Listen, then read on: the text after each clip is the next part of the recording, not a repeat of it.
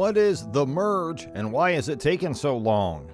The merge is intended to shift the Ethereum blockchain from the current proof-of-work consensus mechanism to a proof-of-stake model intended to be more energy efficient and faster. But adjusting the second largest blockchain from one system to another is a fabulously complex multi-step process. It is important that each decision be assessed thoroughly. We will take you through the reasons and various stages leading to the protocol's new chapter. Hello everyone, and welcome back to Billionaire Crypto Investor. Today, in the next few minutes, we are going to discuss what is the merge and why has it taken so long. So without any further ado, let's jump right into the video. And before we begin, please make sure you subscribe to our channel and click the bell icon so you don't miss out on any of our amazing videos. And let's begin! In contrast to proof of work, which needs miners to compete for rewards based on the amount of computational power, they can acquire the proof of stake mechanism by randomly selecting validators relative to the total amount of time and of their Ether currency stacked. Just like proof of work, the POS validators do not need to mine blocks to maintain the network. They require to create new blocks when chosen and validate others when not. Once a participant has validated the latest block of transactions, there are other contributors that can confirm the block is valid. When enough confirmations are made, the network adds a new block. Rewards are then distributed in Ether and the blockchain's native currency by the network in segments to each validator's stake. To encourage good behavior, there are also penalties that can cause validators to lose a portion of their staked ETH if they go offline or fail to validate or attest to malicious transactions. Despite the high technical knowledge and expertise needed to become a validator, anyone can join if they meet the minimum requirement of 32 ETH. People who can't meet that threshold can still contribute by staking Ether in a pool that is managed by third parties and receiving a portion of the rewards. While proof of work is authentic and secure, and the comparative benefits of proof of stake include no requirement for advanced and costly hardware like mining rigs, much more efficient use of energy in accordance with the Ethereum Foundation, lower risk of network centralization, which is an obstacle to network security. Now, we're coming to the history of Ethereum Merge. As evidenced by his later and early writings of the Ethereum, co-founder Vitalik Buterin has been a longtime proponent of the proof-of-stake consensus mechanism. Compared with Ethereum's current resource-intensive proof-of-work governance system, where proof-of-stake is predicted to reduce the energy consumption of the network by at least 99.95%. It will also pave the way for shard chains in 2023, which are expected to nullify data clogging and high gas fees and support the next generation of Layer 2 scaling systems. Shard chains provide cheaper and extra storage layers for applications and rollups to store data in accordance with the Ethereum Foundation.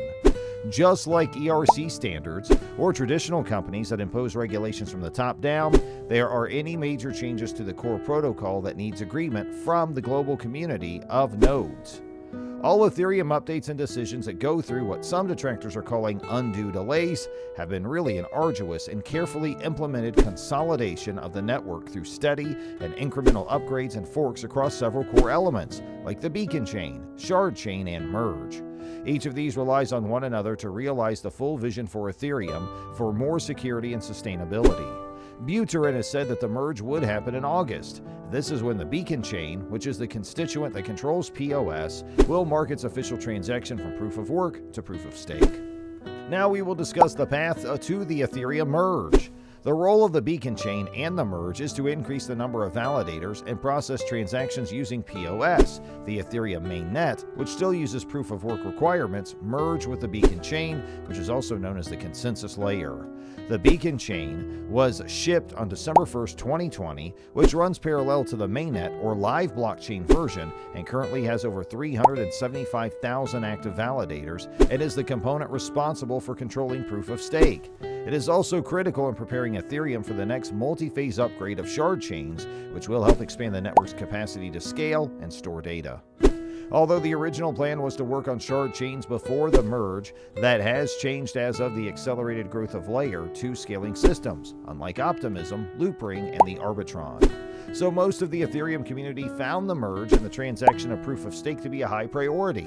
While the role of the beacon chain is anticipated to change over time, it will largely coordinate the network of shards.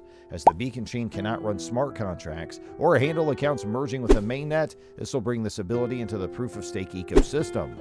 Just like the DAO hard fork in 2016, which took place after 3.6 million ETH was stolen in the DAO hack, promoting the formation of a separate blockchain called Ethereum Classic, Ethereum will continue as one network after the merge.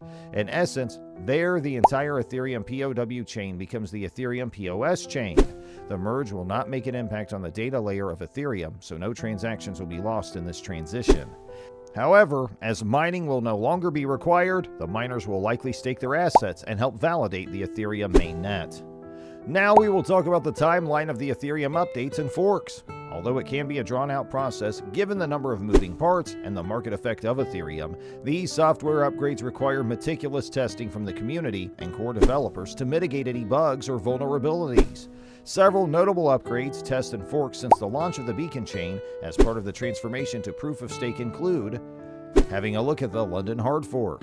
On steps of the beacon chain genesis, the London hard fork was largely instrumental in reciting the way miners interact and profit with Ethereum through various improvements such as EIP 1559.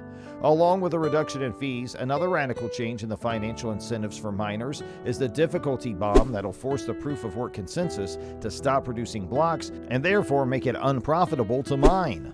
The EIP 3554 included in the London hard fork detained the time bomb to December 2021. This was afterward extended by several months by the Arrow Glacier network upgrade. An overview of the EIP proposals associated with the London hard fork can be found on the Ethereum Cat Herders Medium account. After this, let's have a look at Altair upgrade. As the first scheduled upgrade for the beacon chain, the Altair upgrade imposed no changes to Ethereum front-end users, but required node operators to upgrade their clients. Nodes that did not undergo any upgrades would risk not being able to participate in the network post-merge and might pay penalty fees. Do you know about Arrow Glacier? No? Well, let's see what that is. The Arrow Glacier network upgrade pushed the date of the difficulty bomb several months back. It was the only change that came in the upgrade. Ethereum managed on Kiln Testnet. Ethereum reached a crucial milestone in mid-March with the Kiln Testnet merge. This involved a proof-of-work implementation layer merging with a proof-of-stake beacon chain. While the merging was largely successful, the developer Tim Bako found that one client was not producing blocks as was expected. Now let's talk about mainnet shadow forks. A shadow fork is basically a test run of the merge. Without actually affecting the network, they simulate what the shift from POW to POS would look like by testing it on a small number of network nodes. After running shadow forks on several of its testnet, the Ethereum developers began testing on Ethereum's mainnet. Mainnet shadow forks that simulate the merge on Ethereum's high-traffic primary network also test how the merge would work under the most realistic possible conditions. For example, in accordance with the Ethereum Foundation developer, Parthos Jayanti, while the Kiln Merge testnet was designed to allow the community to practice running their deploying contracts, infrastructure, nodes, etc., the mainnet shadow fork goes a step forward to stress test the network. Credited to Vander Wielden, it was noted as a historical event and the key to depicting the timing of the final merging. Once the shadow fork went live, the developing team noticed some issues with Ethereum-based software systems provider Nethermind and Hyperledger, and a Java-based open-source Ethereum client. 5 successful mainnet shadow forks through April and May 2022, with more planned, have made Ethereum developers positive the real merge might finally be around the corner. More detail on the history of Ethereum and its various milestones leading up to the merge can be found here. That's it for today's video. We sincerely hope you enjoyed it. Please give it a like and share it with your friends and family. And make sure to subscribe to our YouTube channel where you'll see more of our incredible videos. Hey, thanks for watching and have a great day.